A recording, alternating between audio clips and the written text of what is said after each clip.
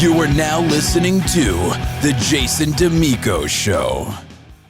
Greetings, folks. Welcome back to The Jason Damico Show. So happy to have you back. Special thanks to our great distributor out there, Simplecast, that takes us to Spotify, iTunes, iHeart, and all the other great platforms out there. And our guest today is he's one of the greatest bluesmen of this generation. Let's just put it that way. He is a 4-time Blues Music Award winner, a 2013 Blues Hall of Fame inductee who has appeared on multiple Grammy-winning albums. He's known worldwide as one of the genre's top musical trailblazers, a mesmerizing guitarist and soul-testifying vocalist. I've personally had the privilege and honor to open up for him back when I was a teenager, like 10 years ago at the Town Crier in Beacon, New York. Please welcome to the show my good friend Joe Louis Walker. Oh, thank you, Jason. That's kind of it. This is so great. I'm so stoked to have you on, and I'm actually kind of amazed that we were able to get you on so quickly. I was thinking it was going to be at least a couple of months to kind of volley and get you on the show. It's so great to have you. Well, when my publicist mentioned Jason, I said, well, that's the Jason that we played at the Town Crier. Yeah. I know his mom. We're like family. It reminded me of me when I was, really coming up. My mom would literally come to the shows, and then she'd bring my 5 aunts. And there's nothing like have 5 aunts standing in front of the stage saying, Jason, play that song. Say, hey, Aunt Louise, there's like 400 people here. I just can't. Oh, you're too good now. So you feel the pain of the that's so funny. But I mean, what a gift though to have family to support you. That's so great though that was going on early in your career, and I can attest to that, and I totally relate. As I was saying right before we went on live. And I didn't realize this at the time. I was 18, 19. I was kind of in my own world, still kind of am in my own world as a young man, still working on getting a little bit more exterior and really making it more about the people. Right. Yeah. But at that time, I was just, trying to really get my chops going. I was in another world. I didn't realize how prolific you were. I had no idea how far back your roots go with the San Francisco scene, and just doing a little bit of research for you on this show yesterday, just diving in, doing like a deep dive on the internet for a couple of hours. I was like, oh my God. I mean, I want to hit all these points, but rooming with Mike Bloomfield, opening up for Hendrix, Lightning Hopkins, Thelonious Monk, working with B.B. King, James Cott. I mean, it's like Etta James. These names are just staples in the blues. So, again, it is just such an honor to have you on. It's such an honor. Thank you. It's an honor to be on. Thank you. So, I'd love to dive into your beginning stages in the San Fran scene. A lot of great music came out of there, and it sounds like, I mean, again, opening up for Hendrix. These are just crazy opportunities. Walk me through how this started for you, how you got a guitar in your hands, and how you started playing and singing. Well, it basically, in a nutshell, my father came from Cleveland, Mississippi, and my mom from Little Rock, Arkansas. They met, and they moved to better opportunities. Sure. And my father wanted to be a musician, but due to having to work all the time, being the oldest of 10, and my mother was 9 in her family. Being the oldest of 10, my father was sort of like, he never had a chance to be a young guy. He was a tall guy. He was 6'4", so he spent all of his life working, but he loved the music. And by him being from the Delta, he'd go to juke joints late, on a weekend night, and he'd see these guys, Howlin' Wolf, and he'd see Muddy Waters, because wasn't none of those guys famous then. Right. My dad was born in 1915, so wasn't none of those guys I mean, when they weren't plowing and picking cotton and doing this or doing irrigation like BB King, they, Wow. maybe on a weekend, they play. Like BB used to busk, and he was in a gospel, but that wasn't. None of them had music as a full-time application. None of them. Zero.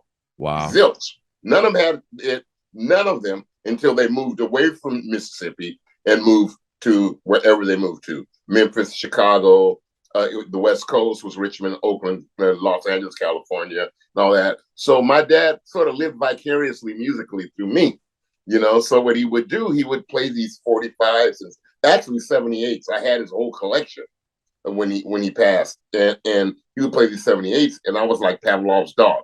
If I was a good boy at school, he played the records. If I was bad, he wouldn't play them. And he got me to a point where, if I didn't hear that music when he came home after working construction, I mean, I'd go crazy, and so I just had an ear for it. Whereas my older brothers and sisters, I got their trickle down, like in the mid 50s when I was like 6, 7 years old. The records didn't have any covers on them. You didn't know who was who.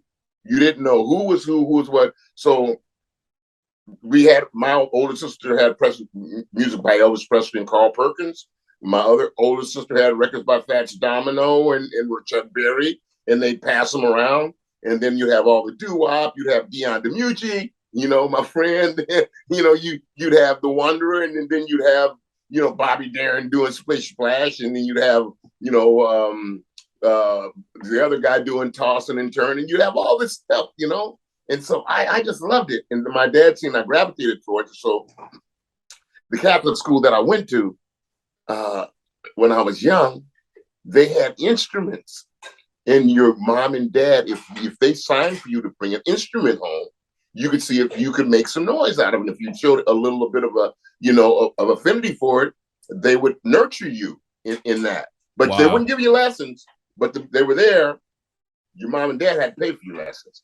So Right. I was fortunate enough to be able to bring home the accordion, the violin, all that. But the guitar was always checked out. Right. So I never right. really got my hands on the guitar until much later.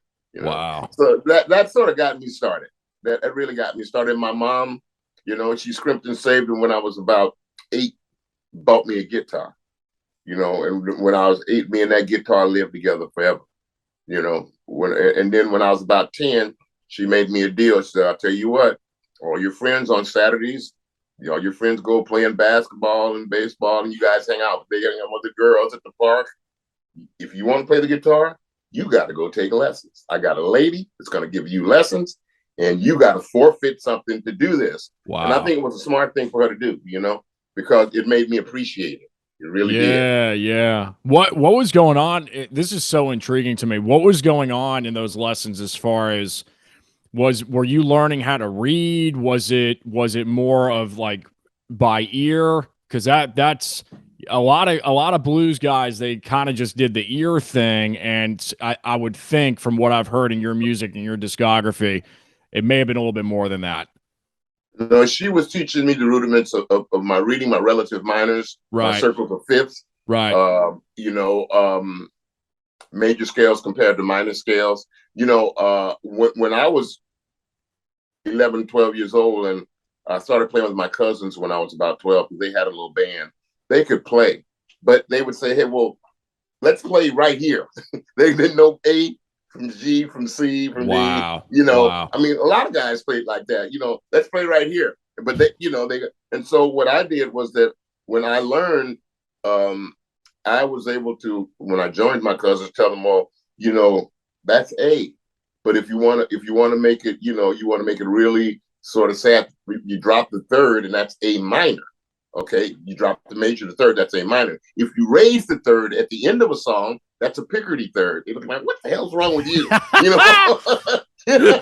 And so I was able to show my cousins, the rudiments of, your relative majors, your relative minors, your circles of fifths, things of this nature, because it's all connected. Yeah.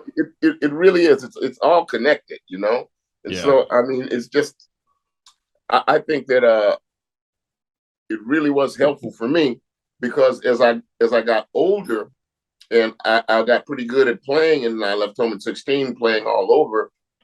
It really served me well, and then when I went back to college later on, I wanted to finish up what I'd started. Then I took more in depth, because I wanted to deal with scales and things of this nature. So I didn't want to just be stuck in a pentatonic and a major, and I wanted to know more theory as it applied to what I was doing. So that if you listen to, not bragging, if you listen to one of my records and you put it on next to the Fabulous Thunderbirds, who I like, a lot of it's going to be, this stuff's going to be Roadhouse Blues. It's going to be great. Don't get me wrong. But if you listen to my records, you might hear Branford Marsalis on the record. Right. And we ain't playing Roadhouse Blues. We're doing some things with some movement, with some movement, some modulations, some different things.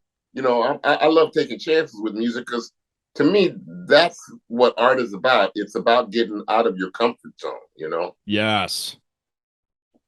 Absolutely. Yeah. So as you can probably see, we got a little bit of a technical glitch there. We'll have this spliced in post, but Joe's got a cool white hat on. I don't know what that says. It's cool design. I like that. But we're a few hours later in the day here with capturing this due to a horrible internet glitch and just completely killed the Zoom call earlier. So we're back, and we were talking about just creative taking chances with creative and with art. And before we were just on, you were talking about how that was a great riff that you kind of went on about with being able to speak the language, and music is a language, and knowing all these different intricacies and vocabularies. So if you want to elaborate on that real quick again, that was fantastic. Well, yeah, it's I find that it's another tool that helps you to be able to not be limited. Right. If you learn just rudimentary parts about, reading music or scales or whatever have you, or if from major to minor, if relative circle of fifths, or if 5 of 5, certain things that you can know, because music is basically numbers. Right. That's how it's written up. This is the 1 chord for blues, 1 4 5. They say rock and roll, 1 4 5. Old time rock and roll, 1 4 5, and then they'd hang them, never go back to the 4. Just straight old. So it gives you, I think, confidence. It's not a necessity, because let's admit it, the most successful songwriters, I think, of my generation, and I know of your generation, they don't read music. Right. In fact, you really don't have to. You can put it in the computer. Computer can scribe it for you, and there it is there. You don't have to. But when you get to guys, like classic rock and soul people who are really, really, really wrote some things that really sound like the Smokey Robinson, Tears of a Clown, talking about Pagliacci, and the Beatles, Eleanor Rigby, with just on and on and on, Marvin Gaye, with what's going on and all the movement in that album. If you notice that album, there isn't any breaks in between songs, basically. Right. And you wonder, well, did Marvin do that first, or did Abbey Road do it first? The Beatles record, Abbey Road. Right. And it really doesn't make much difference, because it's 2 different records, but the way that they went about did it was 2 totally different ways. You listen to that song, what's going on, and you hear the sort of operatic movement in between the songs, and you think, oh my God, Marvin went and got opera singers. No, he didn't. You know what he did? He went and got a bunch of people off the street, literally off the streets, and said, now just sing. Wow. Because he was smart enough to know that when you get people singing, it's the timbre of your voice. So if you get somebody that sing, Marvin, the person's going, oh, it doesn't have to be a Pavarotti. It don't have to be. But if you get someone that has that timbrable voice, right, and so that was a stroke of genius what Marvin Gaye did. Just to get people off the street. Jimi Hendrix used to do it. He'd go get a conga player, the cab driver, driving them to the studio. Hey man, can you play congas? Yeah, that's what I do. Come on in the studio. And that's how you get some really unique things. You really do. That don't mean you make a living like that, but right. I think that people like Marvin and the more complicated Beatles stuff like that. I know for a fact the Beatles, if you see the movie Get Back, you see they have guys down there writing it down as they created it. And that's good because that helped them sell their music through cheap music and what have you. But if you put John Lennon's own sheet music in front of him, he just throw it away. He's not gonna know what to do. Yeah, no, man. Yeah. And it's not necessary, but it does give you, I think, a confidence. I think it gives you a certain confidence that you can do other things with other people. And if you notice, what's unique about the Beatles, they did a lot of stuff themselves. John Lennon didn't do a lot of collaborating with anybody. Right. No one other than Paul McCartney. Right. Paul McCartney didn't do a heck of a lot of collaborating with. They wrote songs for other people that were hits, but they didn't do a lot of collaborating with other people because they were very comfortable doing what they do. And I think they God, I mean, what can you say? Just the breadth of, how do you go from My Body Lies Over the Ocean to I Am the Walrus? You go from singing I'm My Body, and now you're thinking I Am the Walrus, you're thinking Eleanor Rigby, you're thinking all this movement going on, A Day in the Life. Oh, yeah. A Day in the Life, and you see the guy, Paul, directing the orchestra. I guarantee you he didn't know. He couldn't have told them one thing from the other. He watched it, he figured it out, and he did it. Wow. Simple as that. Yeah, we watched that recently, that Beatles series that was on Disney Plus or whatever it was. What was do you know what the name of that? I don't know if it was Get Back. It was Get Back. Okay, it was. So all of that archived footage, beautifully shot, right? Color footage of Abbey Road Studios, the rooftop concert. The thing that really struck me was how genius they were, but also how normal they were. It was this really crazy dichotomy because when they're sitting around just, screwing around in the studio, they're not totally on pitch. They're just marking the vocals. It sounds like crap half the time. Yeah. But when that tape's rolling, like they're on, there really was this serendipitous magic between Lennon and McCartney. And I mean, Harrison and Starr too. Well, they had a method, and if you notice the method, the method is this. A lot of people do this. They go in the studio, they play every rock and roll song. They know every rock and roll song they know. They go back and start singing Buddy Holly's. They go back and start singing doo-wop. They go back and start doing funny stuff. Anything you can do to get loose. Yeah. Get loose. And if you notice, one thing in that sessions, that whole 8 hours, did you see at any point Paul McCartney go in a booth over there or Ringo go in a booth over there?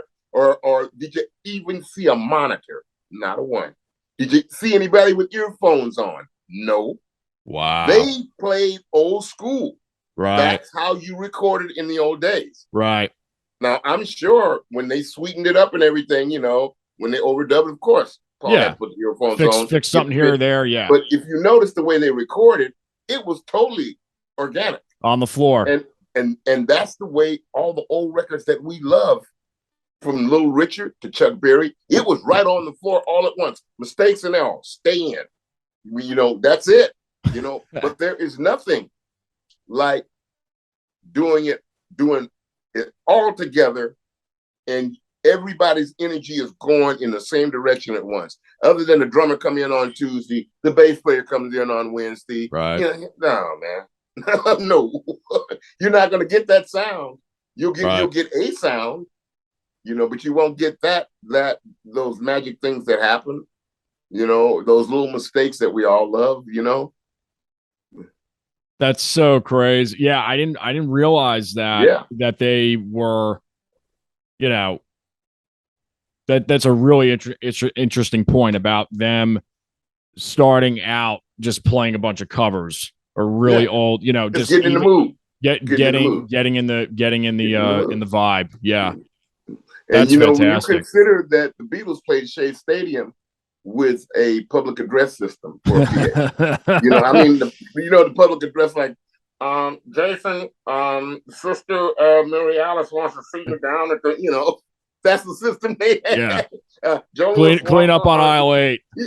Yeah, that was the system. Yeah. And they sounded good when they did it. No monitors. Try playing for 68,000 people or 63. No monitors. Oh my God. No nothing. Nothing. Just them in each other's face, tapping their feet as hard as they can, and the drummer hitting the drums as hard as he can because you couldn't hear nothing. That's just crazy. Shows how good they were. Yeah. And I mean, speaking of that era, it's I talked about this in your intro and towards the beginning, but opening up for Hendrix, Lightning Hopkins, Thelonious Monk. I mean, we got to touch on that real quick. This is just this. I don't know if I've ever had anybody on the show that's opened up for Hendrix. So this is pretty crazy. Well, to be quite honest, I didn't open up for Hendrix. I more than anything socialized for Jimmy. Okay. And I tell you why. I tell you how, because like I said, I was living with a guy named Mike Bloomfield, who was probably the quintessential biggest guitar hero at the time until Jimmy sort of came along. But Michael still was a hero at a time because he covered some ground that Jimmy didn't cover. Right. Michael was not a psychedelic guitar player, whereas Jimmy was in a way. But I got to know Jimi Hendrix by Michael's drummer because he wanted me to take his drummer, to the hood, take him somewhere and Joe would get him some barbecue and let him hang out. Buddy Miles? Yeah. Wow. So Buddy was I think Buddy was like a year older than me. So I would take him to different places and he was always telling me about this cat he seen on the circuit named Jimmy. Wow. You call him Jimmy James a lot too, but it didn't. And he says, "Man, this guy, he's going to be huge." And so when the Monterey, actually, I forgot, but some kind of way we were hanging out, and Buddy brought an acetate of Are You Experienced, but he also had most of Axis Bold as Love. A lot of people don't know they recorded those two albums basically almost at the same time. A lot of the tracks were all done. So, I mean, we're listening to the first one and it's like, oh, jeez, this love or confusion. This guy, he's going to take it another way. But when we listen to Axis Bold as Love, it was like, oh, no. And then Michael says, what is he doing? And we all just turned and said, Michael, when he comes around, you says the guy who does all that noodling, that's all that noodling. That's all that noodling put in a big pie. And he's like, nobody could do that. So we started going to parties. I'd see Jimmy at parties, come to parties. We had parties for him, which was nice. And he needed a rehearsal room. So once I let him use mine, we had a place out in San Francisco called the Heliport. And it was where helicopters land, not in the city, but near Marin County. And I had a space there, and Buddy Miles let me use the space. So that was my space. And there was another great group, Sons of Chaplin, Big Brother the Hold'em Company, Moby Grape, different groups. Sly would rehearse there. Yeah. And so Jimmy used that one. And we had some nice parties, the very soft-spoken brother, extremely creative, could play guitar with either hand, ambidextrous, with either hand. So that's what I got pissed off about. I mean, that's not American. How are we supposed to catch up? Wow. How we gonna catch up? You playing Wow. guitar either-handed and sounded better than us when we played right-handed. You sounded better than us playing either-handed. But he was really shy, man, and just a sweet cat. It was a sad day, because he was getting ready to come home from England. He was going to come home and he played with his homeboys, Billy Cox for a while, and Larry Lee, and Juma Sultan, who's up here with, I play with Juma once in a while up here. The Woodstock band, that was his, New Rays, new Gypsies of the New Rays of the Sun, something that he called it. But he was going through, a change, and I don't blame him. I mean, he did a trio thing, he did the trio thing, and personalities were a bit frayed with him and the bass player. That was common knowledge, that they just did not get along. The bass player, in fact, when he auditioned for the gig, he thought he was going to be the guitar player. And so the obvious question was Jimmy going to play bass behind you? Really? And evidently he felt that way during his whole time there, that he should have been the guitar player. Yeah, they were at each other's head, but I think that I like to say this, I heard of Jimi Hendrix before he was famous, and he never let it go to his head. I like Mitch Mitchell's drumming. I like what Noel Redding did some of the stuff with Jimmy. But to be quite honest, I would have never heard of them unless they played with Jimi Hendrix, just to be quite honest, Right. And right. I'm sure they would have made it. I mean, in another English situation, right. But that was the English band, right? Because he left and went. He kind of started blowing up in England first. Oh yeah, from what I remember. That was it. Was he from Seattle? And then he went over, and then he made his way to. No. He was but he was a gypsy. He played with Little Richard. He played with the Isley Brothers. He played with Isley Brothers. I know that because I've seen a couple of videos. Oh, yeah. Well, he played a lot with Little Richard. He really? He played with Ike Turner. Okay. He played with the Ronettes. There's a great picture of him with the Ronettes. Okay. Jimmy played with a lot of people, but his main buddies, the guys that he came up with, was a brother named Billy Cox, bass player, right, and Larry Lee, who really didn't get. You can hear the Jimi Hendrix experience at Woodstock, and you could hear Larry Lee's guitar solos. And I know the reason Jimmy had Larry because Larry brought the grease. He brought the ghetto grease, but it's wicked. I mean, if you listen to it, what Jimmy had arranged for that band to play Woodstock was a really good band. It's unfortunate that they never got a chance to see it through, because he was on his way home. He literally was on his way home. He went over there with $2.50 in his pocket, and from what I understand, when they checked his bank accounts, he had £2.50 in the bank, and which is a mind blower because 2 nights before he died, he played for $500,000 at one of the biggest festivals in Europe. So every festival he had played, he was getting paid $500,000, just about. And so, that was in what, 70? Man, that was so much money. It just holy crap. Yeah. I mean, 50 years ago plus, and you add that whatever that would be in inflation dollars now. Yeah, it's over a million. It's over $1 million. It's like $2 million. For one every year. The Jimi Hendrix Greatest Hits sells $1 million every year. Wow. It's a rite of passage. It's a right, especially if you're a musician. I don't care if you play horn, bass, drum, but Jimmy transcends all of that. Yeah. All that. And he really doesn't get enough credit as the great songwriter that he was. Such an incredible musician and just inspiration to so many, and it's like the span of time between, like, he's still influencing people to this day. He was influencing people 50 years ago, 60 years ago. It's just crazy. Yeah, it really is. It really is. Speaking of influences, I mean, who really was kind of your early inspiration? If there were 3 to 4, maybe 5 blues guys, they don't even have to be blues. I mean, who was really inspiring you when you were starting out? Well, I was pretty much, playing in church and playing at the strictly on the chitlin circuit, but I did start playing a little bit more on the hippie circuit when I got about 14. And so I would listen to a lot of guys that aren't famous, but they're you can Google them and you hear them. One guy where I'm from, his name was Claude High.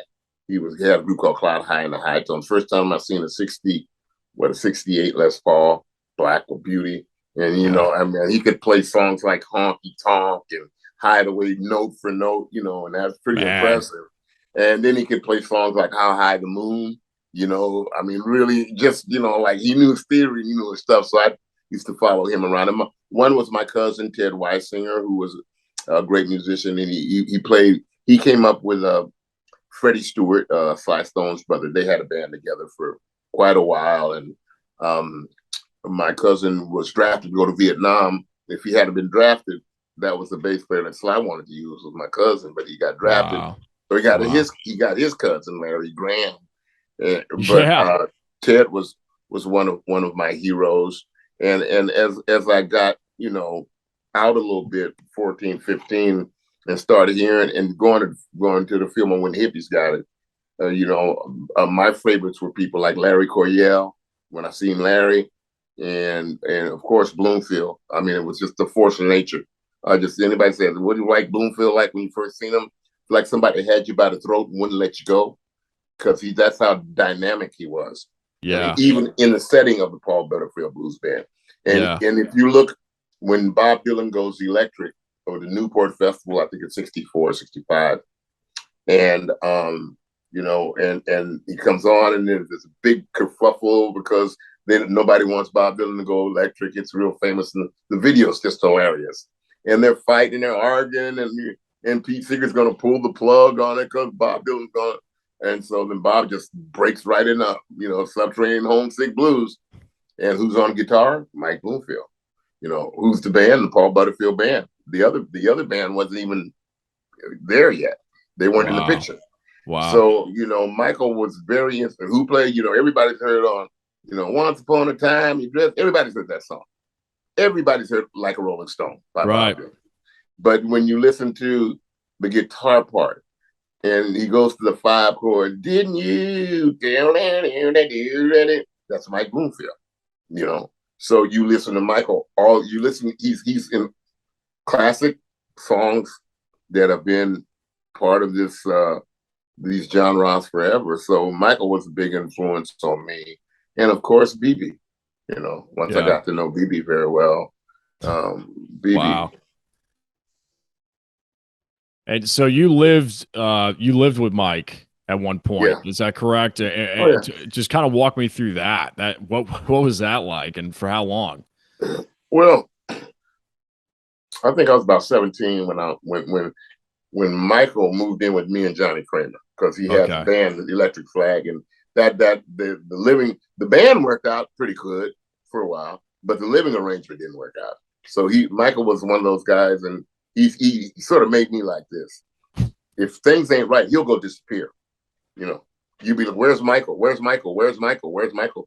He'd go away just not to be involved in stuff. So he went away and moved in with me and Johnny Kramer.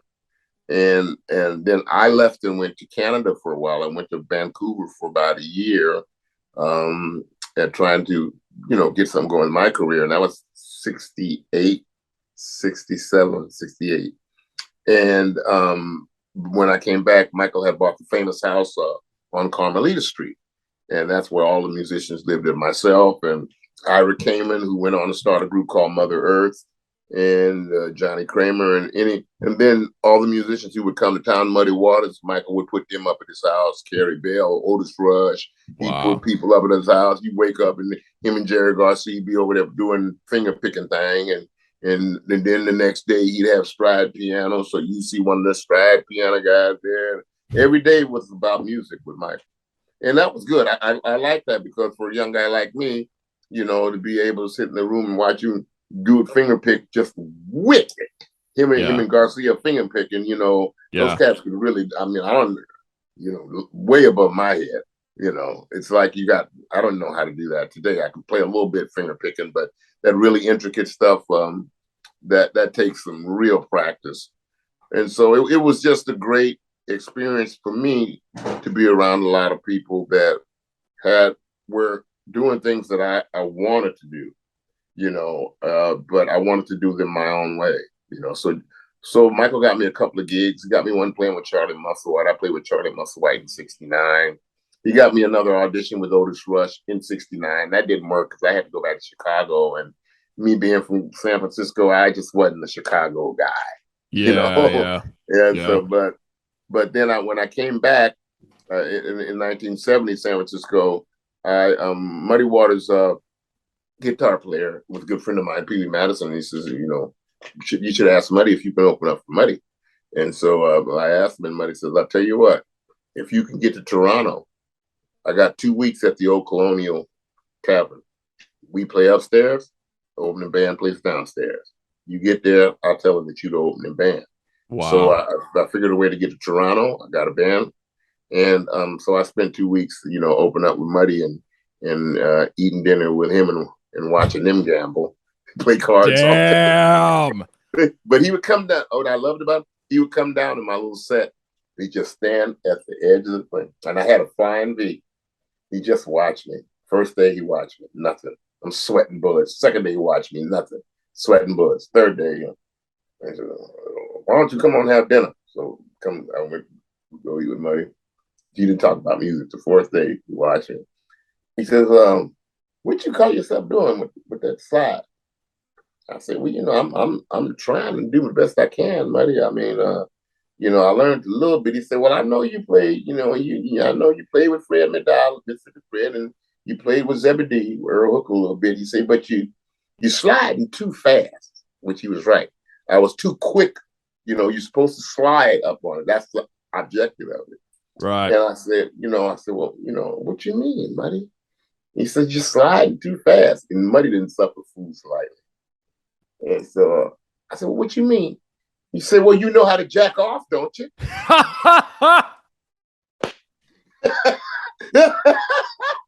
He said, I said, I got it. And he heard me the next night. And he said, you got it, didn't you? I ain't lying. I'm serious, man. That right there is one of the promo clips. Right there, that's gonna be one of the highlight reels. Oh, that's so good. Yeah. So you open up for Muddy for 2 weeks in Toronto, having dinner, the whole thing. Now I'm reading here also on your bio.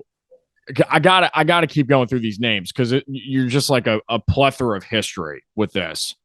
So, is it true that you accompanied, that you worked with Albert King, Freddie King, Ike Turner? Like, what? Any stories that just jump out immediately? Like, Albert King's one of my personal favorites.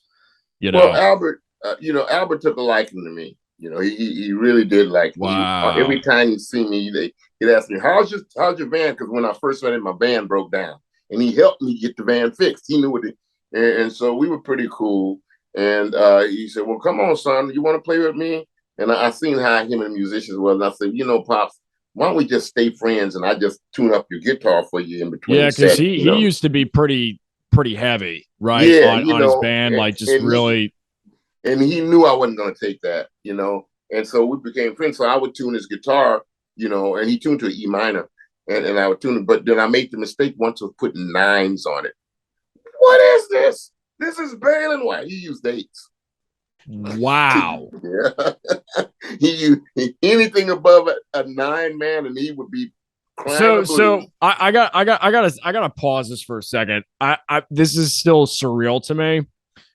People didn't know this. If you go on the internet, if you look at Albert King and you do a Google search, it's been this mystery of how he tuned his guitar and what gauge string. Like, this is like inside information. You basically guitar tech for Albert King for a little bit. Yeah, that's like what I'm hearing. Because when he'd break a string, I'd have to tune it, and I'd have to drop the third. and I have to drop the third. So he was tuning to like an E minor. Okay. Like an E minor. So in essence, because if you notice, Albert Collins, Albert King, B.B. King, Muddy Waters, not a lot of those old John Lee Hooker, none of them hardly really played a lot of chords. Right. None of them really played a lot of chords. So, and when they did, they figured out a way to manipulate playing chords, and so I think his was E minor, but the trickiest one ever was Curtis Mayfield's. Oh my God. I'm talking about tricky. What is it? DADGBD.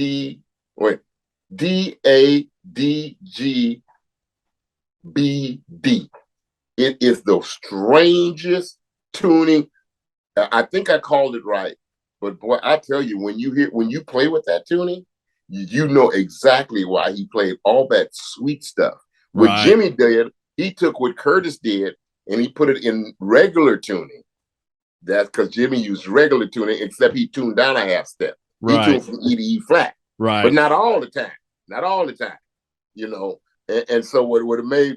So when he started doing all that sweet Curtis Mayfield stuff, he had a larger palette to use it in. Because Curtis was if you listen to Curtis Mayfield, there's not a note that's played that isn't belonging there. There is not one extraneous note. There's never a wasted anything with Curtis Mayfield. With the impressions, with For Your Precious Love, with Amen, with People Get Ready, all that stuff. He breaks in that tuning. But see, with Curtis's tuning, you can Google it. You can Google it. But I did some gigs with him, and I looked at it, and I picked the guitar up, and I couldn't make hide nor hair of it. I just tried to write down the tuning and see, man, this is the strangest thing I've ever seen. But when you start playing stuff like People Get Ready and all that stuff, it worked perfect. Yeah. That's so crazy. That is so crazy. It really is. It really is. So you did some tech work with Albert King. It's like it's so bizarre. That is so incredible. What do you know a guy? Do you know who played organ on? I got to ask you this. There was a record in the 70s that he did. I think it was like a live recording. And I remember two distinct things. This organ solo that's just ridiculous on The Sky's Crying. And it's like this 9-minute version of the song. And he's also yelling at the sound guy that the monitors were squealing. And he's like just yelling at him for like 3 minutes. And it's on the record. It's hilarious. But whoever was playing B3 on that it wasn't even human. And I don't know who it is. I can't really figure it out, but I was going to see if you knew. No, I don't know. I think that Sky is Crying. If it's live, that was part of what Live Wire Blues Power. I think that live record he did for Bill Graham. It's got a picture. It's like blue. It's like a blue cover, and I think it's just him on the cover, and it's just him on the cover. It might be Blues Power. That might be it. I think that's Live Wire Blues Power. I don't know. I want to say Deacon Jones, but Deacon was playing with Freddie King there. Okay. And I want to say Archie. Willie Mitchell's son, but Archie didn't come along until later. That's way before Archie's generation. So I really don't know. Okay. Yeah, it's just like one of the best solos I've ever heard. And speaking of which, I was going to bring this up earlier. You're live in Paris. I don't know what year it is. It's on YouTube. Anybody can look it up. It's still up there. Blues of the Month Club. Oh, yeah. Holy shit, man. Like that. Tony Saunders bass. Yeah. Oh my God. Like, I mean, you got everybody on that is just so stupid tight. Like, band is incredible. But when he does that bass solo, I was like, this is probably the nastiest freaking thing I've ever heard in my entire life. I couldn't handle it. I was like, I didn't know what to do with myself. It was unbelievable. Yeah. Well, it's in his family. His father, Merle Sanders, had a group called the Rainforest Band with Jerry Garcia for years. Yeah. And that was, I think, one of Jerry's favorite bands. It was a great band. And Tony played bass with them. But I got Tony out of David Crosby's band. Wow. You know, that's where I got Tony from. And we had to put his feet on the ground. then things were okay. But I mean, we used to call him Tonezilla, like Godzilla, because every time he went in, he basically destroyed the stage with the bass solo. He's the only bass player I ever know that changed bass strings before every show. Oh my God. That's how hard he played. So he was in case it broke, right? Because he really needed it to be fresh. And it would break anyway. And I say, Tony, you know, you want to break those strings. He says, yeah, well, Joe, that's the finale of the thing. So, hey, whatever works, baby. Like telephone lines. He's breaking telephone lines. It's unbelievable. Yeah. Real quick, did you ever have any moments with Stevie Ray Vaughan? I'm just curious. Oh, yeah. Of course. I got all kind of pictures. Me and Stevie. I got before and after pictures with Stevie. Before he was clean and after. Yeah. You know, in fact, the last time I was with Stevie, we played the Concord Pavilion in California, not far from where I was living at the time. And my friend Mitch Woods, great piano player, comes and says, Joe, I got a problem. I got this great gig. I'm opening up for Stevie, and B.B. King's on the show too. And my guitar player is sick. He said, would you come and play? He said, I know you know Stevie. Come on down. And so I went down there, and me and went down there, and I was singing because Reese is a good friend, but Tommy Shannon's a very good friend of mine. We did recording together, a lot of stuff. Wow. So we went to a meeting. You know, in fact, you know, since Steve was gone, I can say that we went to a NA meeting for the show and everything, and we had a great time. Whereas that was in the 90s. When I first met Stevie in the 80s, he was a total wreck. You know, and that's just being honest about it. You know, and I really give it to him that Stevie didn't try to hide, you know, what he'd been through. You know, he didn't try to hide it. He tried to help other people. Yeah. You know, I just whenever I hear anybody, you know, say something weird about Stevie Ray Vaughan, I just gotta say, did you ever meet him? Because if you'd have met him, man, you know, it's all about the music. It's all about, you know, the heritage of the music. It's all about the love. There's no ego at all. You know, I mean, I call Stevie on the phone. You know, what you think about this? What you think about that? You know, I'll tell you a little story. This is a true story. Wow. He called me one day and says, Joe, I know you're in California. Do you see Larry Davis? I said, yeah, man, I talk to Larry. It's funny. I said, I'll talk to Larry a couple of times. Now, Larry Davis is a guitar player too, but he was a chauffeur. He chauffeured Albert King. But Larry Davis's claim to fame is that he wrote They Got Caught in the Flood in Texas. And what did Larry write? Right, Texas Flood. And so Stevie said, Joe, how's Larry doing? I said, not too good. In fact, his wife was very sick, and I think Larry got cancer. And we just talked about trying to do something that get some money to help with his legal expenses. And he said, tell him I got $10,000 for him. I said, well, you know, I'll tell you what, I'll do you one better. I'm going to give you his phone number. You call him and tell him. And I left it there. And then about, I don't know, a month and a half later, Larry says, Joe, I just want to thank you so much, man. I said, for what? He says, you know, Stevie Ray sent me $10,000. And then he flew me to the Houston Astrodome to play with him. And he gave me another $10,000. Wow. He said, Joe, that's the nicest guy in the world. Wow. And I said, well, you know, Larry, I said, you're making me emotional now because, you know, that's the kind of soul that this cat's got, man. You know, and that ain't got nothing to do with music. You want to see something funny? See the thing with him and Albert King together in session in Canada? I love that. Well, you know the story. No, I don't. I've watched the video for years. Night, Albert's like, hey, Stevie, I know we're going to be here for about a week. I'm going to go up to the casino. Let me hold on to 5,000 until we get it. Stevie, okay, Albert. Next day, hey, Stevie, man, that damn casino, them damn right dice rolling the wrong direction.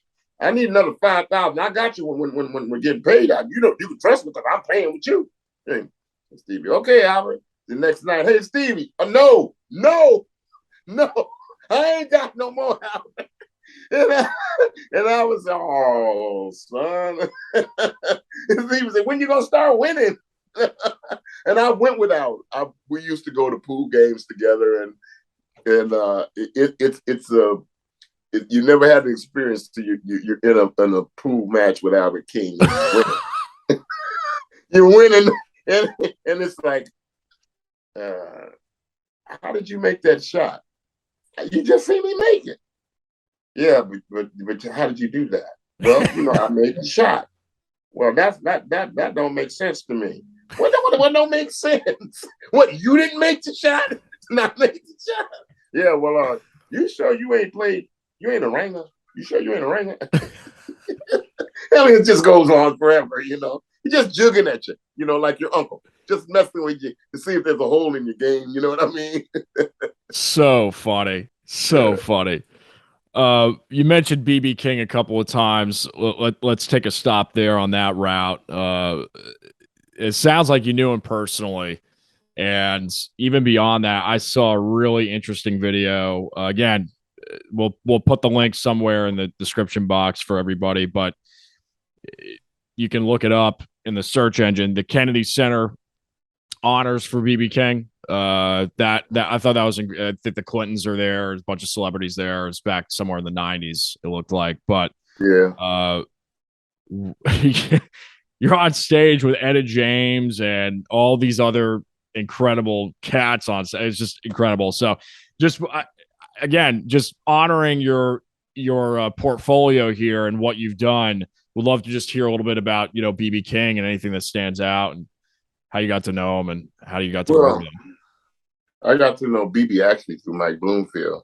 Okay. Because BB wasn't playing the Fillmore like Albert King and all the other guys. Bill Graham hadn't hired him. So Bloomfield said, if you don't hire BB King, I'm not playing anymore. And so they had to hire him because Michael always packed the Fillmore. So, but as I got to know BB, I always say this, that BB took blues guys like Robert Cray, myself, Buddy Guy, and all these kids now, Gary Clark Jr., Chris Stone. He took us from the outhouse to the penthouse.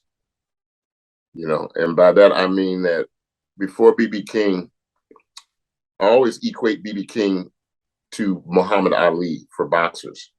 You can get a million guys that fought Muhammad Ali, and all of them say, man, we sure glad we got our day in the sun. We finally got paid.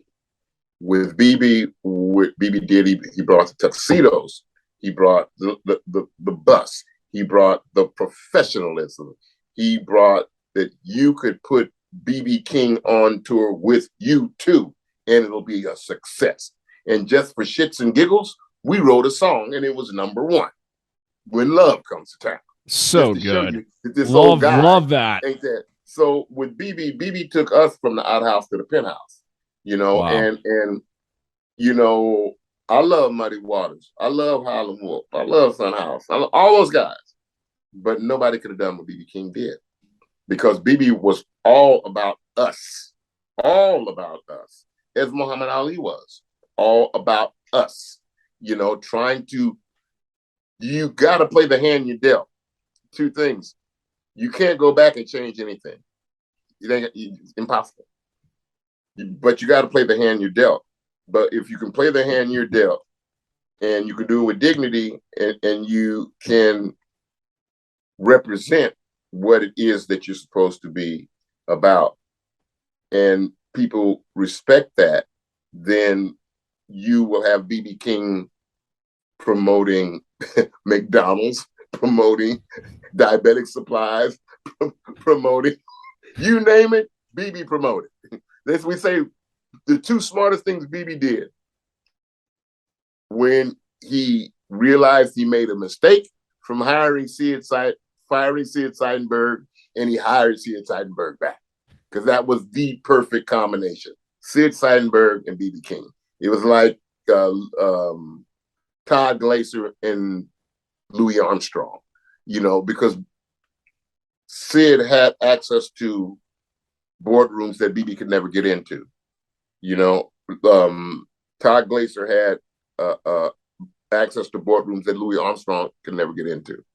So when you married those two together, you had opportunities for BB. And, you know, and then you had certain people in the music industry who when it comes to guys like BB and the guys that they learned from, they always did the right thing. They always took them on tour. Right. And by that, I mean Mick and them. Mick always took BB, Ike Tina Turner, Buddy Guy, Muddy Waters. They all went on tour with the Stones. Stones took everybody on tour. Every one of their heroes they took on tour. Wow. Still do. They Wow. just gave Chris Stone a break. They had him up at Hyde Park. They helped make Gary Clark Jr. put him on 3 shows. But that's kind of hard that Mick and Keith and them got. I know because I know him personally. You know, it's not a ploy. It's not a, you know, it ain't that. It's because that's where their hearts lie. Wow. You know, and I can't say I can honestly say that a lot of the English guys that I know, they used to call it maximum R&B. They will hire you and you won't even know who they are. And they say, hey man, I heard you in blues record. I got hired by Brian Ferry in like 1989. I had no idea who Brian Ferry was. I'd had Roxy Music. If you said Roxy Music, I'm thinking of a girl named Roxy. Not the slightest idea. And I said, why'd you hire me? He says, well, the drummer, Andy Newmark, heard you playing in Liverpool. And, you know, they like you in Liverpool. I said, my agent's there. I play a lot in Liverpool and in Southern Ireland, you know, Dublin, at the Wayland's Pub, what have you. He says, well, everybody's heard you. He says, I wanted you on tour with me in the States. You know, I mean, same with Nick Lowe. I mean, that's how we've been friends forever. Elvis Costello, I was on Elvis's label, Demon, in England. Elvis and Jake Rivera, rest Jake's soul.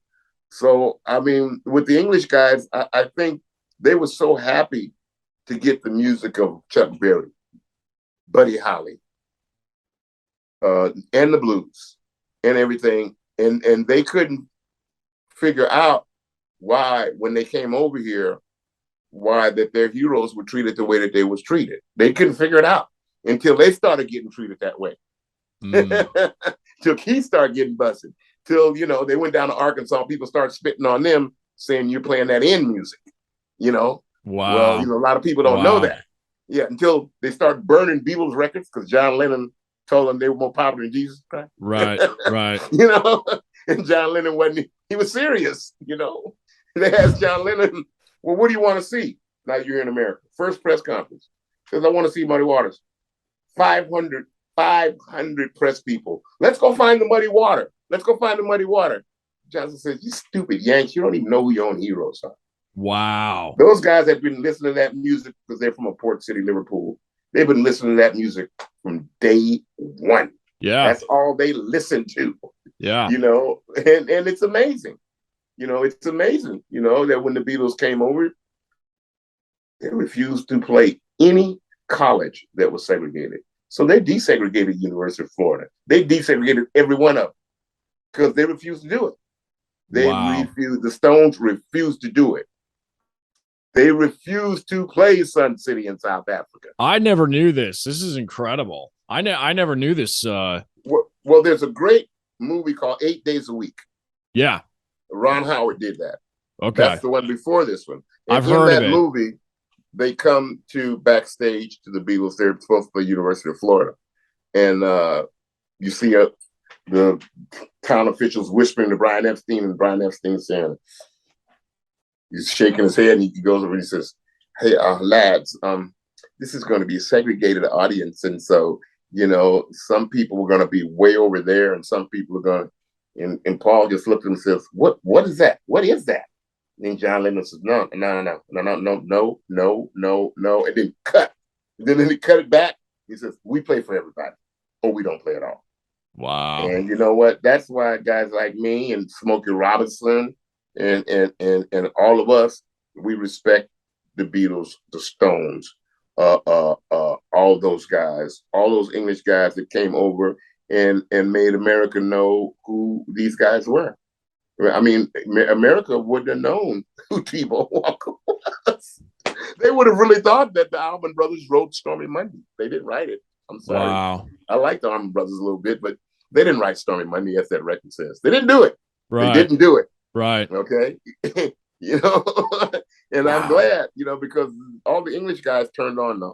Every rock guy you like, from Joe Perry to Stephen Van Zandt, you know, and I like what Keith told Stephen Van Zandt. Steve, oh man, thank you so much for bringing the blues. Keith, thanks, man. No, man, thank you so much, man, for bringing the blues. We got it, and Keith just says, you know, mate, it was right around the corner. All you had to do was go around there. He was right. Wasn't nobody gonna do nothing to it. But they didn't want to go around there. You know, it was right there, man. Wow. Hey, Mose Allison did it. He got it. You know, John D. Loudermilk got it. He wrote Tobacco Road. He got it. Yeah. Dr. John got it. You know, he wasn't scared to come to the hood. Wasn't nobody gonna do nothing to you. It was just the music. It was all music. You know.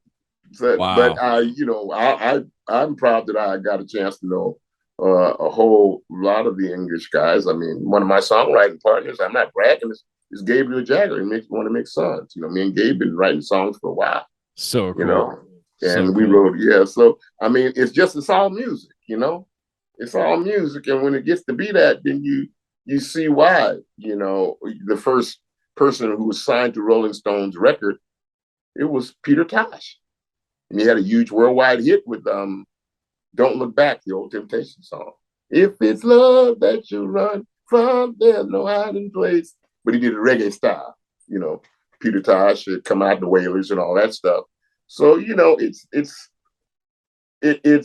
good that the music can have that sort of sway, you know, and it can bring people together.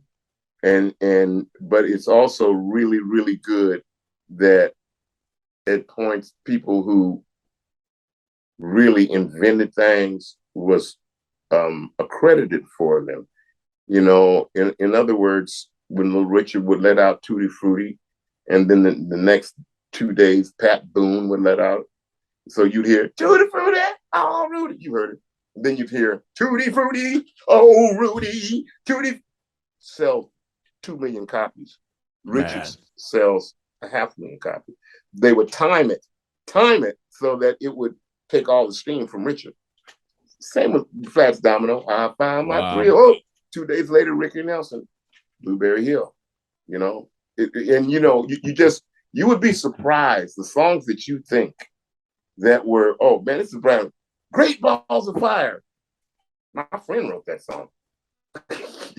My friend wrote that song. Otis Blackwell died poor. So I gotta say then, you know, because I have here. First of all, this is just great stuff. I'm so glad we've got you on the show, getting all this down, because I think you're number 137, 138 on the episode numbering here. I haven't heard this amount of trivia before. I haven't heard this amount of history. I you know, just from it's just so coherent. You have all these tangible memories with these legends. You're a legend yourself. I'm just like, I just can't get over this. It's crazy. I got to ask you though, real quick. You said we're talking about the music industry a little bit. You're elaborating on the music industry. I wrote down here, I wanted to get your take on the industry itself and your thoughts on it. Some trends that you maybe seen over the years, or just, you know, generally your thoughts. And I don't want to bottleneck you, because you're just speaking so much good stuff on this. I love it. Well, you know, to be quite honest, the industry has become a non-industry, to be quite honest, to where, case in point, Capitol Records, the record label that had the Beatles, were able to afford the Beatles because Nat King Cole had sold trillions of records on Capitol. And they literally called Capitol Records the house that Nat built. But also, you had another guy right there that sold just as many, and that was Frank Sinatra. Right. But Sinatra got smart. He left and started his own label called Reprise. Okay. Yeah. And a lot of people don't realize on the Reprise label, you're going to love this, was Jimi Hendrix. Frank Sinatra heard that and he says, there's no way I want this crap on my label. And it says, Frank, the thing just sold a gazillion copy. I love that guy. Put him on there. Get more of them. Where is he at? Put him on there some more. Oh, my God. Yeah. So, but I'm saying that to say that back then you had people who could make decisions about music who were either involved with music or people have been listening to it all their lives, like Ahmet Ertegun and them from Atlantic Records, or Jim Stewart from Stax Records or stuff like that. Or Vivian Bracken, who had VJ label, which was the first label the Beatles were on in America.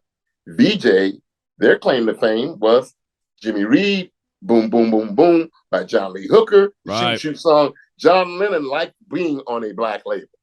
But when Capitol Records, who had passed on the Beatles, found out that Meet the Beatles sold zillion copies, and this little black label had them because they liked them just as kids, they killed them with Ritz. So when you have that, at least you have people that are in music who are involved. I think today what you have is people who are not in music involved. And so what you get like where I'm from, you get Napster, where I'm originally from, Napster, who figured, well, music should be free. Well, okay, I'm all for it. Tell the record company when they want me to pay them X amount of dollars back for a stipend that they gave me to make a record. Right. Okay. Or music should be free. Okay, I'm cool. But everything, if there's commerce, how are you going to get the artist from point A to B? How's he going to get equipment? How are you going to carry on your business? Yeah. Because it's a business too. Okay.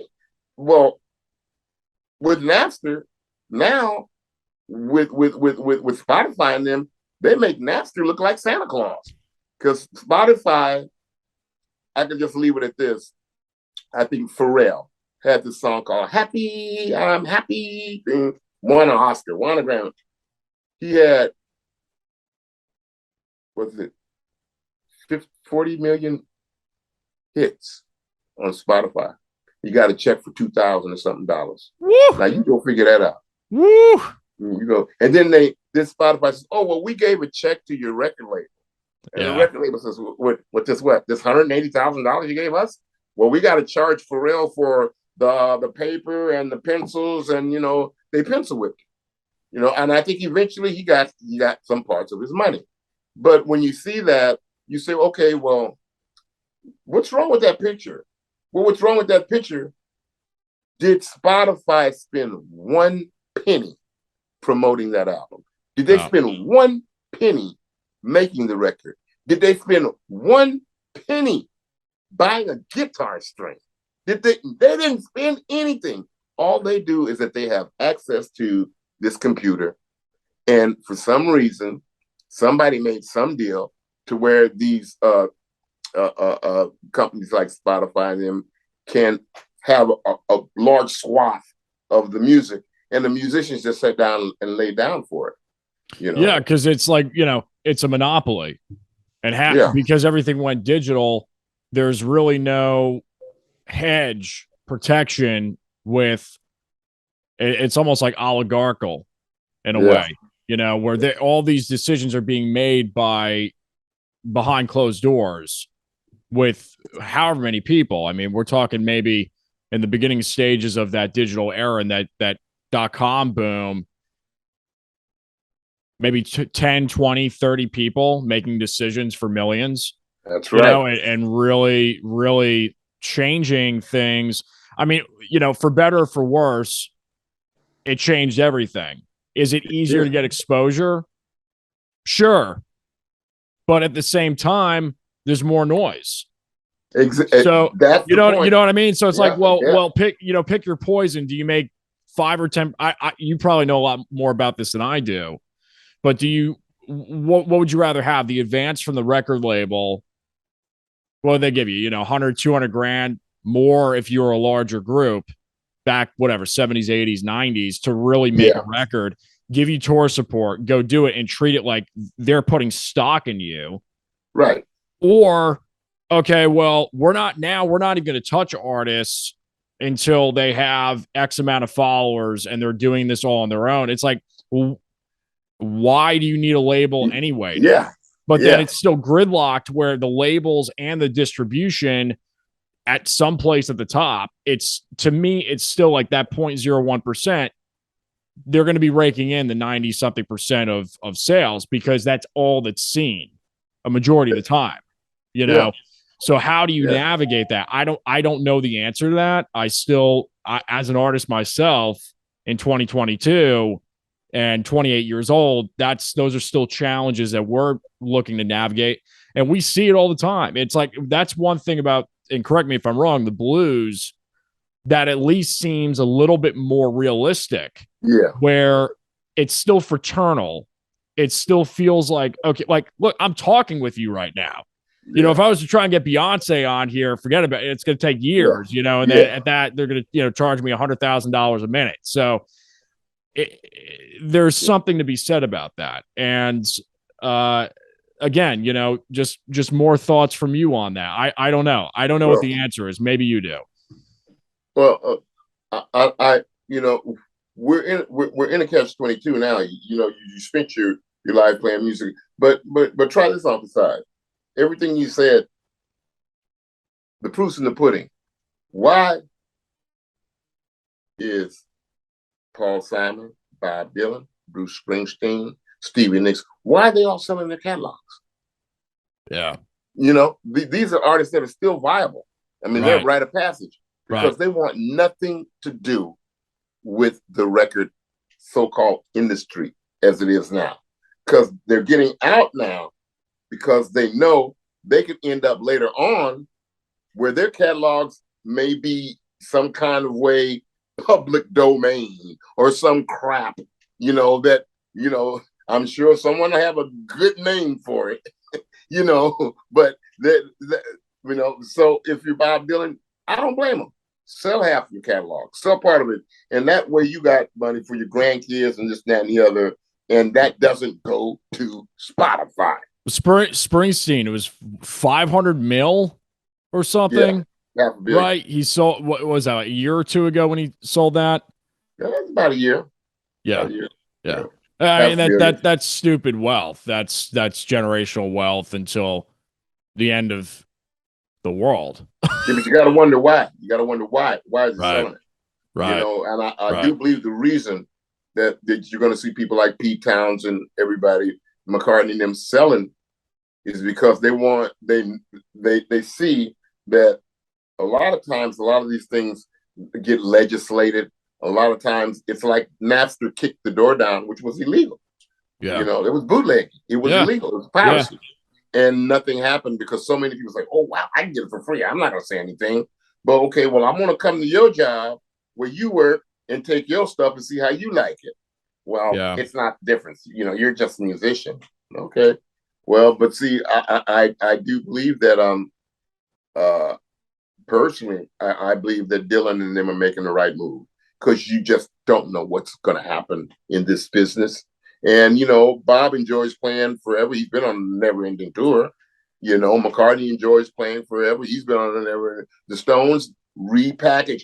Own your own stuff, repackage. Own your own stuff. If you live long enough, after 37 years, record. Listen to me, musicians. Recordation. Go to a lawyer. Do recordation. The masters revert back to you. Okay? Interesting. So every year that you made an album after that, 37 years ago, the record reverts back to you. I started this year. And you know what? Record companies still dragging their feet. Well, you've not been wanting to give me my masters, but you know what? They're going to do it. You've been with so many labels. When I was looking on Wikipedia, it's like every other record was with a different label. I mean, in the 80s, I saw Polydor, I don't know, Polygram, whatever it is. Mascot. I mean, you've been with all the greats, you know, and it just seems like it's just a crazy business. And you can get your masters back from every one of them after 37 years. You get your masters back after 37 years. That's what recordation is. All you musicians, look up recordation. It'll cost you a couple of bucks, you know, to get a lawyer to file for you, but that your masters go directly back to you. With that goes, you can get your publishing. You can reissue your records, remaster, repackage, put them in a movie. If someone sold a song here, you get to do what they did. Right. You know, and the record companies, the first thing going to say, oh, this record hadn't selling. It said it's not selling. Well, why did you keep it for 37 years? Right. Right. If it didn't sell, oh, it sold. Oh, believe me, they all sell. Yeah. They all sell. Yeah. And whether they put them in cutouts or, you know, Kate tail or whatever, they all sell. So that to me, I think is the best thing you can do. I think the best thing I heard, I'm in a thing called the Teen Cancer Trust, me and a bunch of musicians, and one of the figurehead, Roger Daltrey, good guy, great guy for Teen Cancer Trust. I mean, I can't say enough about, you know, that particular thing, because to see a teen going through cancer and how they deal with it just brings tears to guys, you know. And so we all donate our time and asked Roger, he said, "Are you going to make another record?" Roger said, for why and for who? for why? So that Spotify can take all the money? He says, no, I ain't making another record. I ain't doing it. And, you know, he might make a record, you know, with friends of his. He did one with a friend of ours called Wilco Johnson, a great blues guy out of England.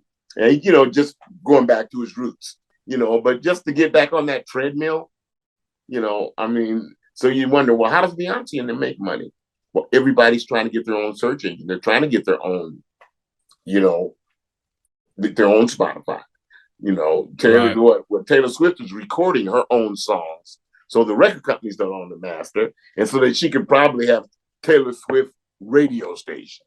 You know, and that's what a lot of people are doing. But it's the business now is really it's feast or famine, but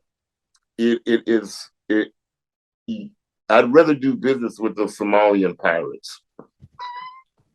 That's right. It's the Hunter Thompson thing. The lines of the music, the walls of the music business is lined with thieves, murderers, and pimps, and then there's the downside.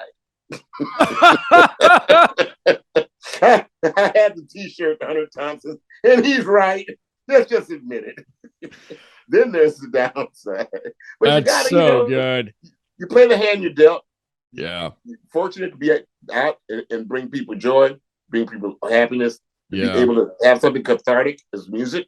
Yeah. And, you know, I mean, I've been doing it and I love it.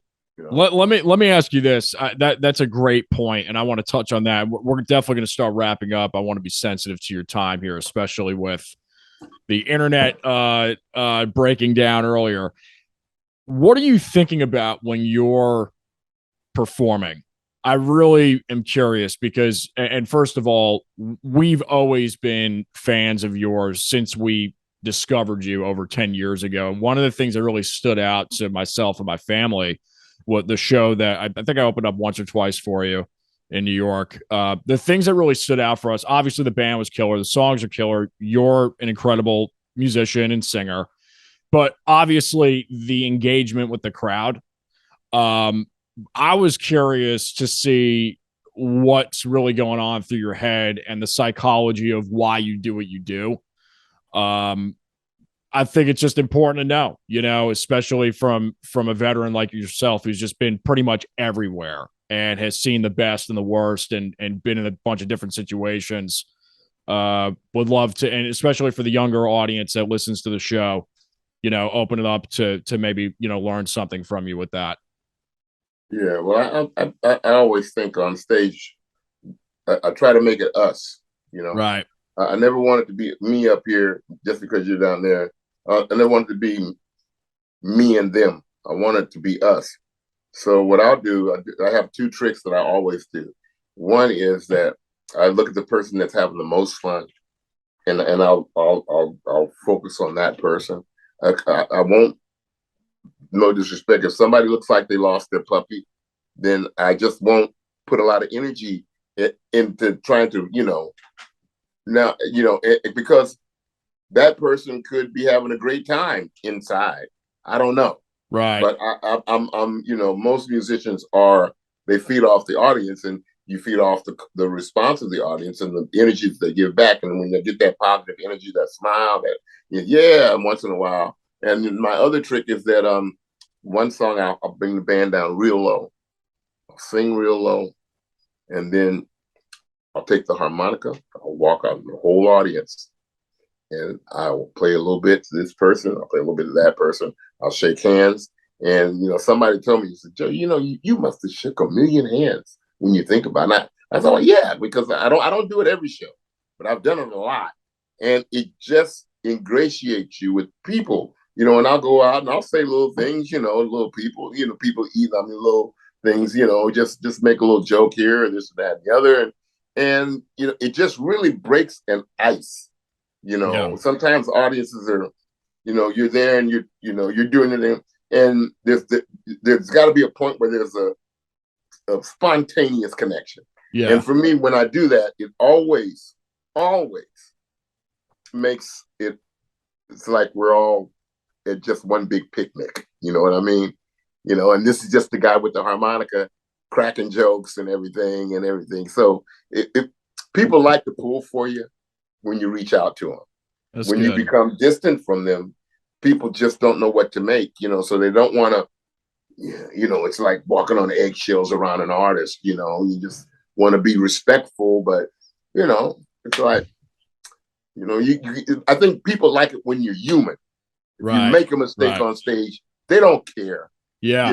As long as you can come back from it and says, oh boy, I'm hitting some new notes tonight, yeah, okay, the people can self-deprecation, I think, because let's admit, on any given night, anybody could be great, Right. It's so good. So good. You've recorded, I mean, from what I can see, solo records. I counted 25. I don't know if that's accurate or not, but it's over 20. 30. And it's an incredible discography. Was just curious to kind of talk through real quick your creative process, recording process. Just kind of what makes you tick in that realm. Well, I'm playing all the time. I'm home. I've always got ideas. And unfortunately, I got several people that I write with sometimes that can get me inspired. And so I'm fortunate that I can sit at home. I got like a bunch of guitars in that corner, amps. I got my little tape recorder. If I have ideas, like I've got a just a little catalog of songs, bits and pieces and things and ideas. And so it keeps me creatively, keeps me creatively going, so that just because you get an idea and you write a song today, you might want to come back and work on that song and fine tune it next week, or you might want to work on it next year. Yeah. Because you feel like I ain't got it right. I mean, with this latest record that we just did, Weight of the World on the 40 Below Records, which will be out in February. This particular record is really organic because it's all original material. Cool. The producer, Eric Korn, wrote a couple of great songs, a few great songs. I wrote some, and we wrote some together. And it was a really a good experience. It was because we got to do a lot of various different things. And I'm very proud of the record. I like the Weight of the World. I think the song that Eric wrote and the way we did it is very applicable to what's going on in the world today. And he wrote a couple of songs that are really good, like that are not preachy, but really, woke up this morning with the weight of the world sitting on my shoulder, running downhill from a big old boulder. Ain't we all? Yeah. Stuff like that. So, Yeah. so I'm feeling, to be quite honest, I feel like I've got a lot of good things coming up, musically and collaboration wise, especially. That's awesome. Yeah, because I mean, you seem to be extremely prolific, and it obviously is self evident, and it's just great to see guys that have been around for in the scene and just in the fabric of it and history of it, and just still so inspired. Yeah, I And love it. that appears to be the case, which is awesome to see. Very inspiring for me. Well, good. And probably many others. We touched on, and I'll get to future plans in a second regarding the record and then a tour coming up. We'll talk about that in a second. I do want to hit this quote before we start kind of wrapping it up. For you, blues is a big tent. Young folks like good blues when they hear it, and I'm here to make sure that they want to listen. I think that's great. And just wanted to give, kind of open up the floor for that with the younger generation and just, give a couple of thoughts to them in regard to that quote. I think it's fantastic. Well, I think that quote's about 20 something years old. I don't know. But, I think it's true. I think when young people hear the blues, guitar centric sometimes,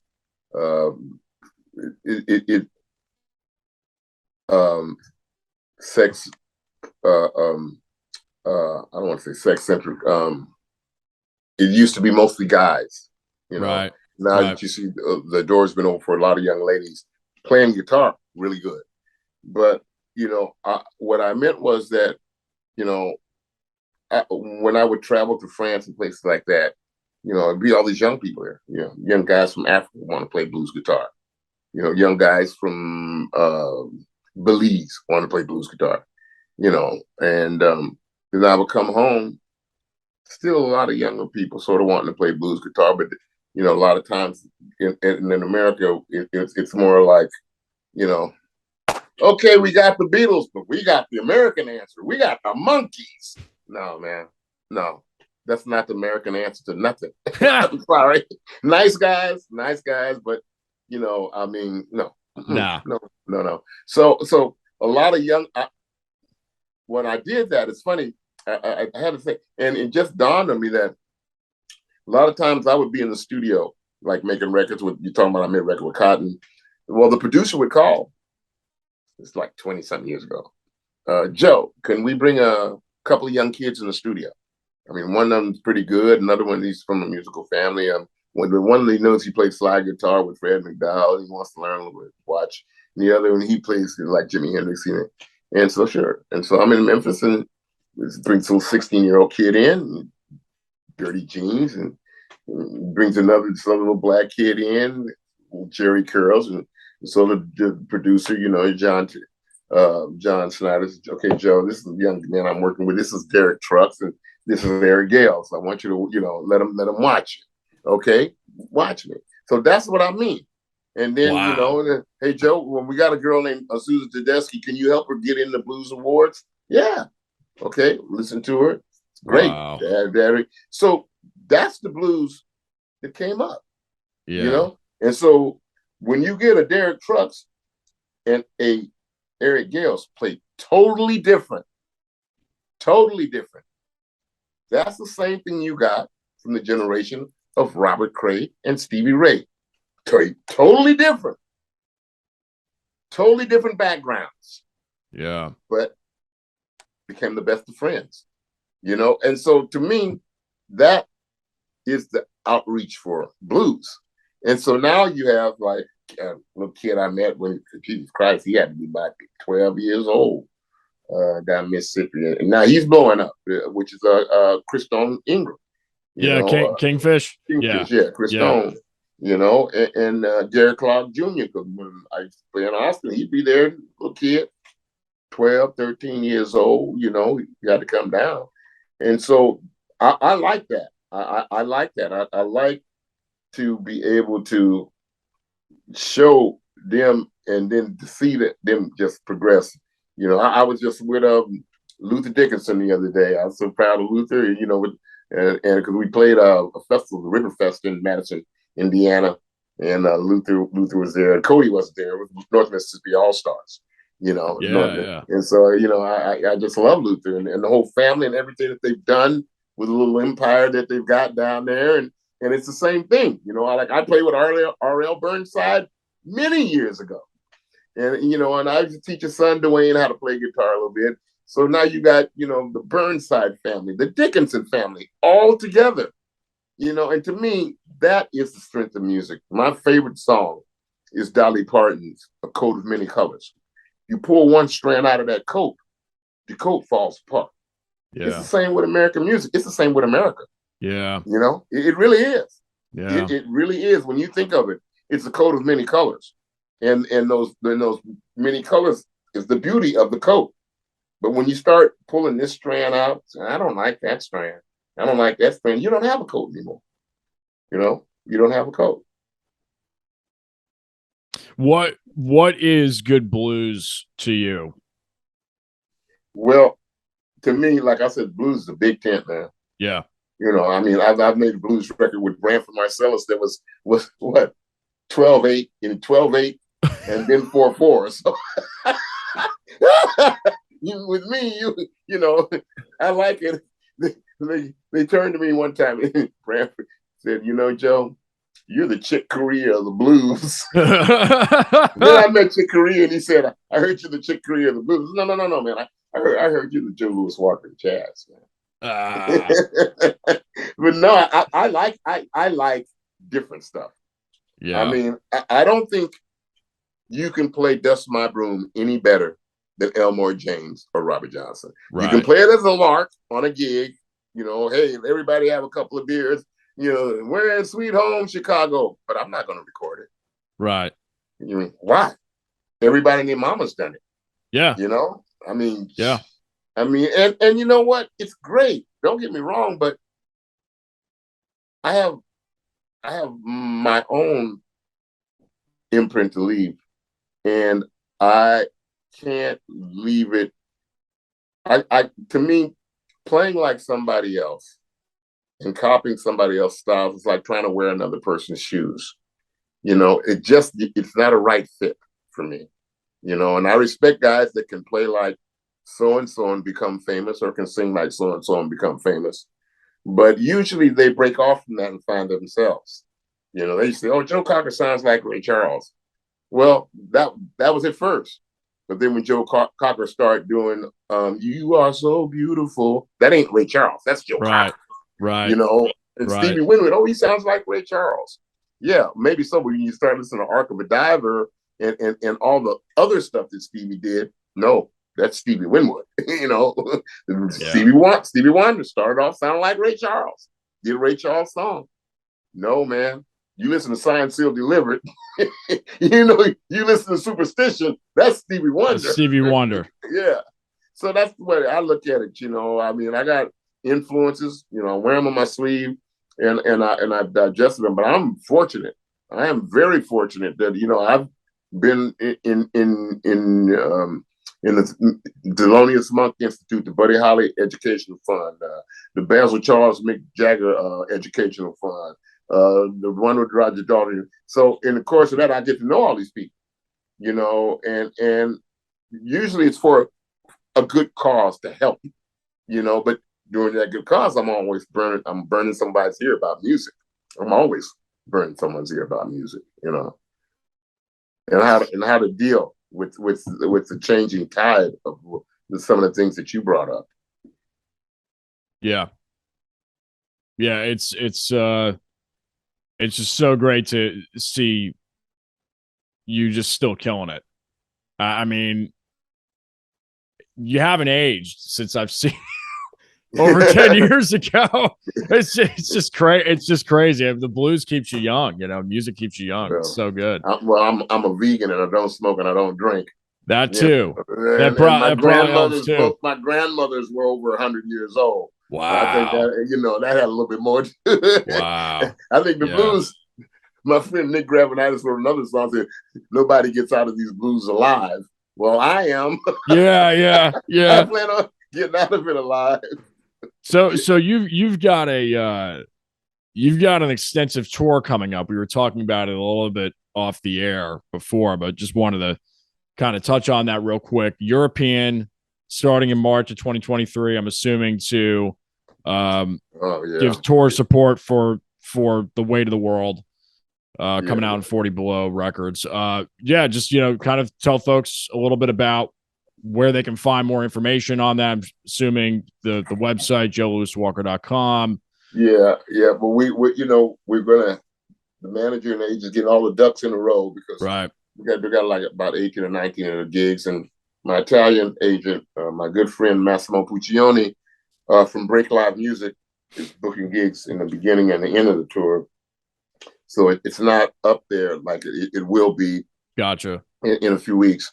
But it'll really start about the end of January. I go to the island of Mystique for 2 weeks to play as part of the Basil Charles Mick Jagger Foundation. We send less fortunate islands, the kids, we give them a full ride. I've been doing that for 13 years. And then that lasts for 2 weeks up in February, and then the record will come out, and then we're going to do some shows at the Sellersville Theater and then in New York City, maybe the Cutting Room, maybe somewhere else, and to do some record releases, and then to jump on the horse, so to speak, and start in France and Belgium, Spain, and then I do a lot of shows in Italy, and I may do something in Sicilia, and maybe one in Sardinia, and hopefully something will happen good with this record. Awesome. Really, really stoked to see it and hear it, and excited to just see that happen early next year. It's been a crazy 2 years, and finally it feels like, okay, on the podcast I'd say, this is just a crazy year. Then I was saying, man, it's crazy 2 years. When I say it's been a crazy 2 years. Finally, now it feels like, okay, we're at least 6 months past this, where it's just been insane for the music community and the arts and entertainment community, and just, people in general. So, to take that from artists, like from folks like us that really love to perform and be with the people, and you can't. And it's changed, like a lot of my friends who are doing big tours, like I did, maybe about a year. It wasn't a year, but I did some solo opening up shots with my friend George Thorogood. And, you're inside a bubble, and the bubble is this: the people that are on the tour, those people have to stay together. Right. You can't bring your 6 buddies in, and have a beer. Can't happen. Right. Because you're inside the bubble, and so a lot of my friends tour like that. Now, Bobby toured like that. I just talked to Waddy Wattell. He's touring like that with Stevie Nicks. He's our band leader, good friend of mine, my brother from another mother, and everybody who is, they're, and that to me is it. I hate to say it, but that sort of is the opposite of what a tour should be like. Yeah, you know what I mean? Yeah, no, it's like it's so about, true. I mean, it's so true. Your friends to come back, and it's the people you haven't seen. Fellow musicians want to come see you, and you hang out before the show. You may go have a dinner or something afterwards. Guys might want to have, and it's just like it takes the connection away. Yeah. And that's a weird one for me. That's a weird one. No, I totally agree with you. I really, really do. Any other future plans besides those items next year, or just what? I don't know, 5-10 years out. Is what are you thinking? I think this record's going to take up a little bit of my time. I'm doing some songwriting. I said, like I said, with my friend Gabe Jagger, and so we're going to go somewhere and do some songwriting. I got another couple of songwriting buddies, and I've been flying a little bit with my friend. I want to maybe learn how to fly a little bit, but I ain't got wings, but I enjoy it, That's cool. That's cool. And I think, just to be quite honest, I'm enjoying playing a lot, and as long as I can do it, I enjoy it. But I also like going to places like the islands and just not having to worry about. To be quite honest, when I go to Mystique or I go to Barbados or I go to wherever, there's no army, there's no 24-hour politics. Right. There's no she did that and she did this. And, there's not that polarization. You just Yeah. be able to go somewhere and just rest your mind and your heart and you don't have to have your armor on 24/7. Yeah. Yeah. And really, you can just, and I like to swim. I like to, I like to see, like on the Mystique, we have these turtles that have been there for centuries. I love animals. I just love to get away from the pressure cooker that we're in 24/7. Yeah. You know, Man, yeah. I feel like you're my travel agent. It's like I feel like I should be getting on this plane with you for a couple weeks. Damn, sounds awesome. Oh yeah, man. There's one thing I like to do at the end of every episode, which is or toward basically the end is I call it kind of like the popcorn shootout section where I just say a word that's related to the guest and you just fire the first word back that comes. It's just like a dumb little thing that we do. Okay. Guitar. Magic. Vocals.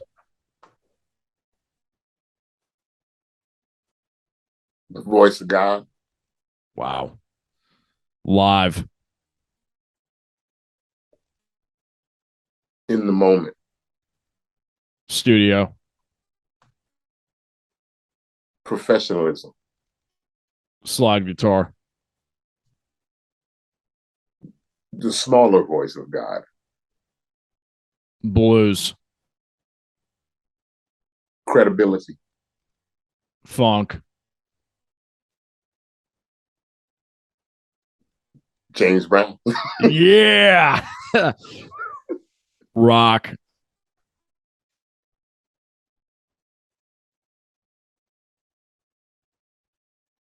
Freedom. San Francisco. Freedom. And the last one that I ask everybody, pizza. Whole wheat, vegetarian, vegan cheese. So, ladies and gentlemen, right there is probably out of all the Jason Damico show pizza answers, that's probably the most complicated. So we got to give you an award for that one. That's unbeatable. Gino's here, hooks me up all the time. You'd be surprised. I'll bring you a piece next time I see you. Yeah. No, I gotta. We gotta remember this. We gotta remember this. A whole wheat. What is whole? It makes me vegan ziti. Vegan ziti. Vegan ziti. Ooh, man. Wow. You love it, man. Wow. Love it. So I asked this question at the end, which is, I ask everybody this: if you could go back in time to your 15-year-old self, knowing what you know now, what would you tell him? What would I do? What would I tell myself? Yeah, your 15-year-old self. To try to enjoy the journey. Try to enjoy the journey. And and by that I mean don't be so much concerned about what the other trajectory of someone else or anything like that. Just be concerned about being the best you can be, or me I could be, and just focus on that. Huge. Couldn't agree more. Folks can find you and correct me if I am wrong. I believe it is joelewiswalker.com. Nice and clean like that. All of the social media links are there. Is there anything else no, that you want to throw in? I just appreciate you having me, and I'm glad to see you again. And, me too. And I hope everything that you were working on is coming to fruition for you, like you were talking about, and aiming towards, and working hard for. And thank you for thinking of me. Oh, well, thanks for thinking of me and allowing me to share the stage with you. I guess almost 10 years ago now. It's been too long. We got to do something at some Time point. flies. You got my number. That's right. That's right. That's right. Well, you guys have been watching and listening to the Jason Damico show with special guest Joe Louis Walker. Just want to thank him again for his time today. And man, check this guy out if you haven't heard of him. If you have, then still check him out. He's got some new stuff coming up next year in 2023. And we will see you all on the next episode. Peace. Peace and hair grease.